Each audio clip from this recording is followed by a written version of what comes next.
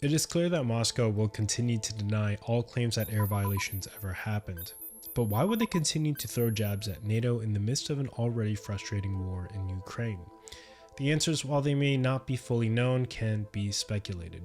Join me today in exploring the potential strategies that Moscow may be implementing in constantly violating airspace.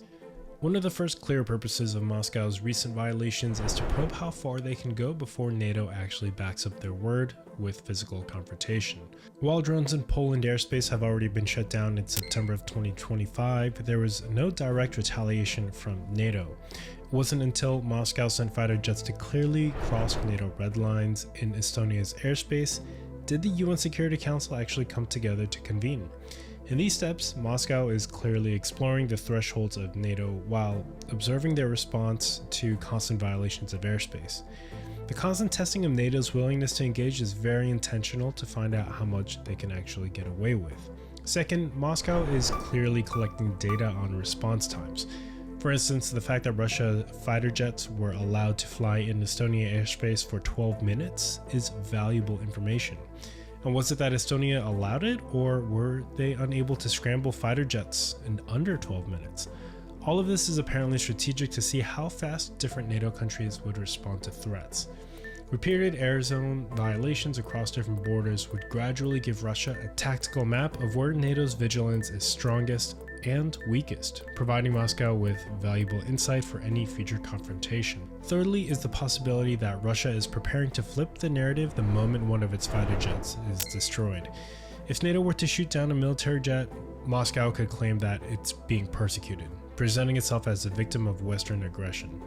This would echo Moscow's tactics of constantly changing the narrative to fit and align with their goals. Such maneuvers are designed to build a case for domestic audiences and sympathetic states abroad that Russia is under siege, using the age-old method of disinformation and propaganda to further incite emotions at home and allies. Fourthly, there is also the symbolic angle. Airspace boundaries, while legally defined, are human constructs laid down decades ago, often during or after the Second World War. By violating them in small, controlled ways, Russia seems to be challenging the very notion of where these lines are and portraying them as arbitrary rather than indelible. Fifthly, the September Russian drones were shot down with fighter jets, which are costly to deploy, maintain, and fuel, especially when compared to the cost of flying a drone. With continual airspace violations, Moscow not only gathers intel on response times, but is also forcing NATO to spend millions of dollars for every fighter jet launch versus just a few thousand for every drone operation. Additionally, it would reveal if there are any shortcomings with repeated violations, which I'm sure Moscow is paying close attention to. Finally, even as Moscow risks limited escalation with drones and jets, it continues to lean on its dominance in energy and Europe's persistent dependence on Russia gas and oil. The signal's clear. NATO may shoot down drones and even jets, but many of its member states still rely on Russian resources that, without, would severely damage NATO. On top of this, Moscow knows it holds the ultimate deterrent in its nuclear arsenal. The message could not be plainer. Russia may fall short in manpower or financial strength compared to NATO, but it still wields both critical resources and a nuclear stockpile capable of devastating Europe and beyond.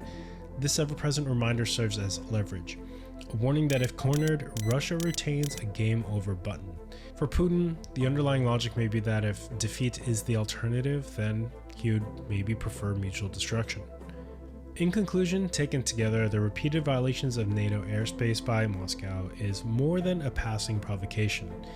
It's a layered maneuver, a test of NATO's red lines, a setup for rhetorical reversal, a symbolic denial of the sanctity of borders, and a reminder that Russia still sees itself as holding the ultimate trump card in global security.